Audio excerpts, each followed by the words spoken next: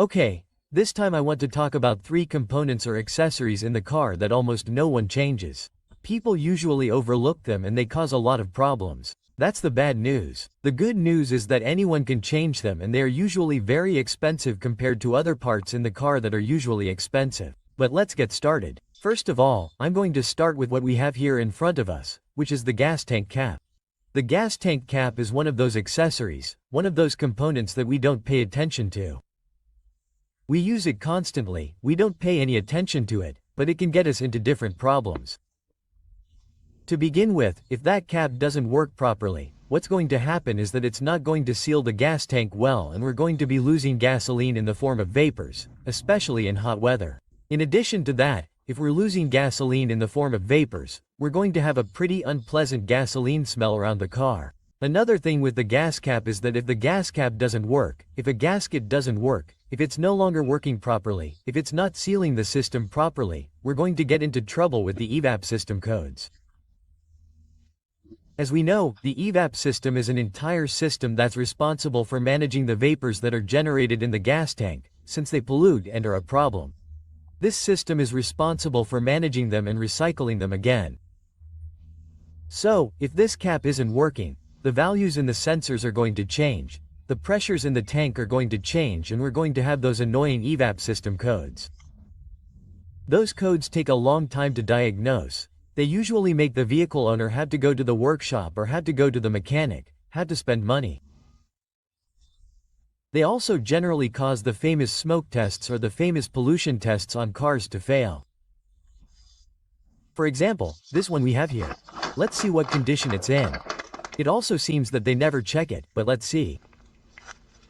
As you can see, it already looks old. That's totally noticeable. It looks quite old. You can see that it's never been changed. It must have been years since it was changed. And then you can see the signs that this seal or this gasket is no longer working. It's already hard. The consistency is quite hard and it's already starting to show cracks here, which is not a good sign. If it continues to be left there, it's going to continue to be mistreated, it's going to continue to age until it inevitably starts to cause problems. At this point, who knows, it may already be causing problems, but it would be a very good opportunity to change it, since you can tell from afar that it hasn't been changed in years. Here I have an example of a new gas cap. You can see the difference. The gaskets are smooth, in good condition. All the seals are in good condition. A gas cap like this will guarantee that we don't have those types of problems. If a system code were to appear, for example, we would know that the problem is not the cap. Okay, you would have to go straight to the sensors, hoses, canister, solenoid, whatever it may be, but the cap is already ruled out in a case like that, and a vehicle owner will avoid going to the mechanic to spend nothing more than a gas cap. This gas cap costs around $10. Then we will continue with this one here, which is the radiator cap, which also has different functions and can lead to chronic overheating problems. And it is for the same reason, since almost no one pays attention to it, no one looks at it carefully, many people do not know what its functions are. Sometimes it causes the pump to be changed, the thermostat to be changed, the hoses to be changed, the radiator to be changed due to overheating problems, when the problem could be the radiator cap. As I mentioned, it has different functions and it is also important to check it from time to time. Something important, if we are going to check the radiator cap, very important, I will repeat it 2 or 3 times. The radiator cap should only be checked when the engine is off, when the car is cold, preferably after 2 or 3 hours of using the car. I repeat, the car must be cold before handling this radiator cap. So, this radiator cap, as I mentioned, has different functions. For example, this one here, you can see the faults later. Here it is already cracked. As you can see, it also has rust and it would be advisable to change this one. As you can see, this one has also not been checked for years. Who knows how old this radiator cap is? And I will try to summarize the functions of this radiator cap quickly. The first is to seal the system, obviously, so that hot coolant does not escape through here. The other is to maintain the proper pressure in the system. The system begins to gain temperature, it begins to gain pressure. Since it is a sealed system, all of that generates pressure. So, that pressure has to be regulated, and this cap is going to take care of that. So both the seal and the spring itself have to be in good condition to be able to do their job. Apart from that, it has another function, which is once that pressure that was gained and that pressure that was released is lost. Once that happens, the temperature is lost, everything cools down and a vacuum begins to form. And this cover is also going to do it. It is going to relieve that vacuum by means of this little valve that is here. So everything has to be working, because if that valve is not working, for example, the hoses start to suck. That is why they start to suck a lot, and it also generates problems. If some of the seals are not in good condition, the pressures will also change.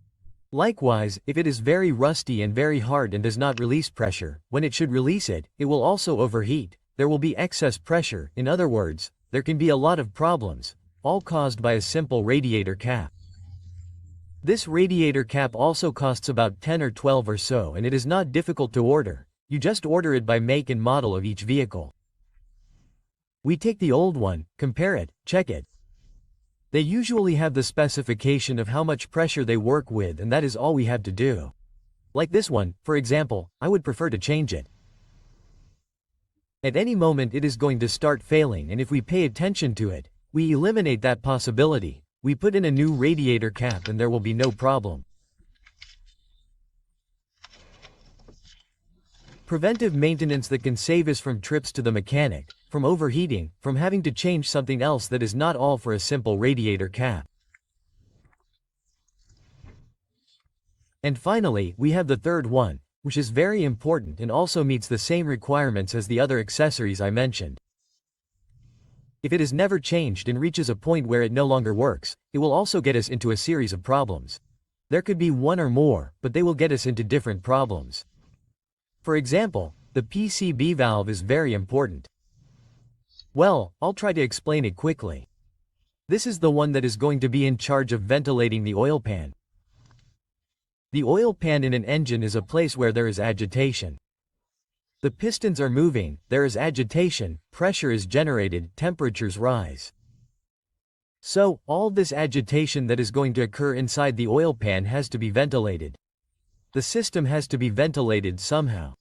So, that's what the PCB valve is for, precisely to relieve that excess pressure, to relieve those hot oil vapors.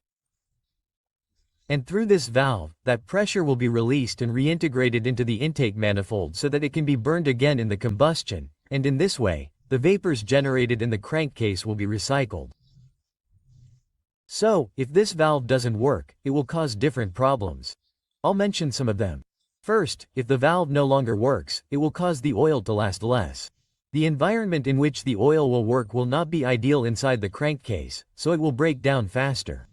In addition, the seals and gaskets of the engine, which it has quite a few of, will also be quite punished. The pressure will want to escape through there, and what will happen is that it will end up forcing too much or bursting those famous rubber gaskets and seals, and all that will cause, among other things, oil leaks in the engine. Aside from that, if this valve is not working properly, it will disrupt the air-fuel mixture, since what comes out of here, those famous vapors, are contemplated for what is the air-fuel mixture. And if this is not working, it will also disrupt that aspect.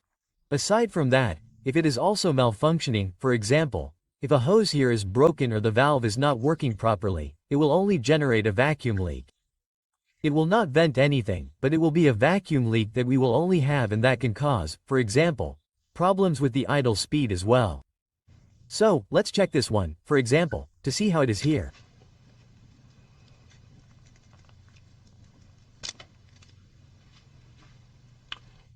For example, this valve, the way we should test it is the following. First we have to do it like this. You have to hear the pivot, there has to be a sound to check that it is not completely stuck.